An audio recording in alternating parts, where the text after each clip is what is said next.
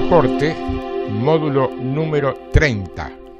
Verso 10 del capítulo 11 de la Carta a los Hebreos. Porque esperaba la ciudad que tiene fundamentos, cuyo arquitecto y constructor es Dios. Abraham demostró su fe al obedecer a Dios y dejar su casa en Ur, peregrinando hacia una tierra desconocida. Al vivir largos años en la tierra prometida como un extranjero en habitaciones temporales y al aguardar allí pacientemente su legado permanente. Ahora bien, ya sabemos que no podemos seguir siendo literalistas o meramente históricos, historicistas sería, en el estudio de las Escrituras.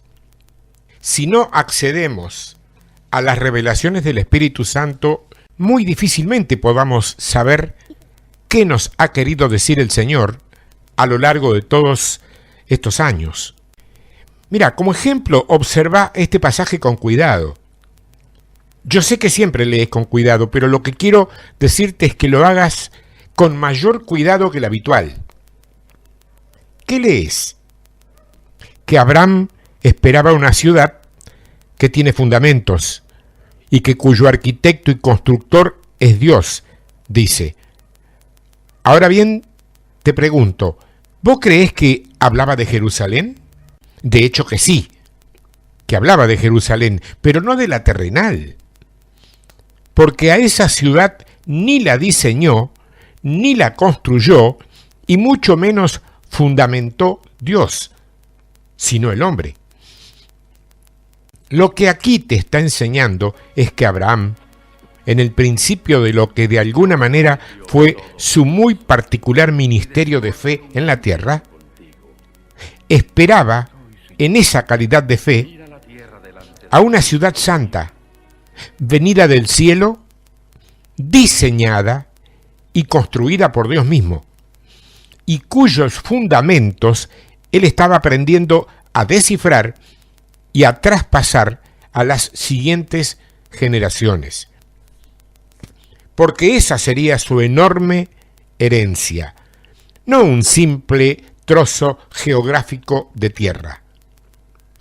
En la misma carta a los Hebreos, en el capítulo siguiente, en el 12, y en el verso 22, dice, sino que os habéis acercado al monte de Sión, a la ciudad del Dios vivo, Jerusalén la celestial, a la compañía de muchos millares de ángeles. Esto confirma lo dicho anteriormente. Si se tratara de una ciudad literal, ¿mencionaría a Jerusalén como la celestial? Es más, ¿hablaría de la presencia de millares de ángeles? Un capítulo más adelante de la carta a los Hebreos, el 13, y en el verso 14, dice, porque no tenemos aquí ciudad permanente, sino que buscamos la porvenir. Y aquí le pone el sello, la firma, el broche final a lo expuesto. No se trata de ninguna ciudad permanente, actual, construida en mampostería y cemento, sino de una que todavía no llegó, pero que está viniendo del cielo, de Dios, tal como ha sido profetizado en el texto que sigue, que es el de Apocalipsis, capítulo 21, verso 2. Y yo, Juan, vi la santa ciudad, la nueva Jerusalén, descender del cielo de Dios, dispuesta como una esposa ataviada para su marido. Sigo con Hebreos 11, verso 13. Conforme a la fe, murieron todos estos sin haber recibido lo prometido, sino mirándolo de lejos y creyéndolo, y saludándolo, y confesando que eran extranjeros y peregrinos sobre la tierra. Cuando te dispones a orar y de alguna manera presentarle tus reclamos al Señor por causa de alguna o varias oraciones o peticiones no respondidas, o respondidas de un modo distinto al solicitado, olvidas una especie de común denominador entre los hombres de Dios que forjaron primariamente el Evangelio. Ninguno de ellos recibió en vida aquello que le había sido prometido. ¿Y qué? ¿Eso significa que Dios falló? No. Significa que Dios hace las cosas teniendo en cuenta su eternidad. Mientras que los hombres vivimos y reclamamos teniendo en cuenta nuestra finitud. Solo un problema: la decisión es de Dios, no del hombre. El hombre vive con prisa, mientras que Dios no usa reloj. Salmo 39, verso 12. Oye mi oración, oh Jehová, y escucha mi clamor.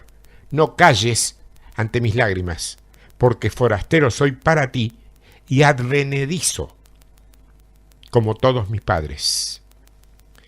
Sigo con Hebreos 11, verso 14. Porque los que esto dicen claramente dan a entender que buscan una patria, pues si hubiesen estado pensando en aquella de donde salieron, ciertamente tendrían tiempo de volver. Pero anhelaban una mejor, esto es, celestial. Por lo cual Dios no se avergüenza de llamarse Dios de ellos, porque les ha preparado una ciudad. Fíjate que aunque solamente recibieron una parte de lo que Dios les había prometido, estos antiguos mantuvieron su fe en que Dios haría lo que había dicho. Debido a su íntima relación con Él, no se sentían a gusto en el mundo que los rodeaba. Buscaban algo mejor.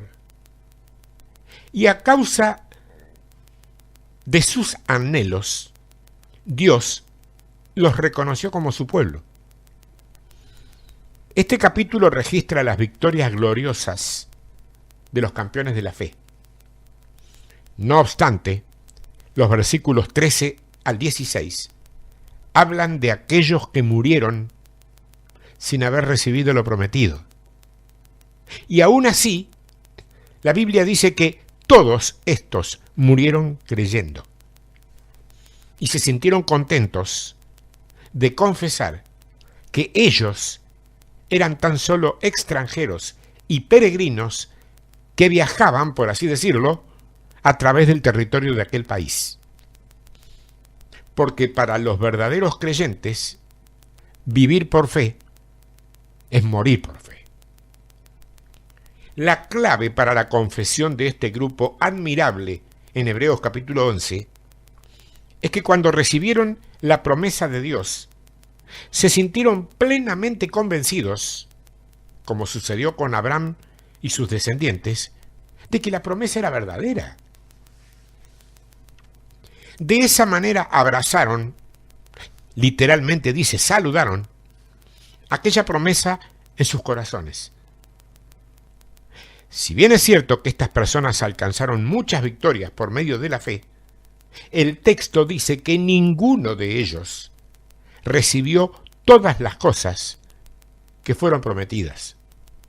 Que nosotros recibamos lo que confesamos, pedir, orar o esperar, no cambia el comportamiento o la actitud del creyente consagrado. La adoración y el andar en la fe no dependen de oraciones contestadas o no contestadas. Nuestra confesión del señorío de Cristo en nuestras vidas ha de ser consistente. Una celebración diaria de profunda gratitud. En suma, voy a decirte algo que personalmente procuro tener en cuenta todos mis días y que no siempre consigo. Honestamente, esa es la verdad, ¿no? Y es que no podemos ni debemos seguir y amar a nuestro Dios por lo que nos da, sino por lo que es. Y quien me diga que esto es fácil y sencillo, lo espero en mi casa o en la suya para que me acepte como su discípulo. En la carta de Pablo a los Filipenses, capítulo 3 y verso 20, dice: mas nuestra ciudadanía está en los cielos, en donde también esperamos al Salvador, al Señor Jesucristo.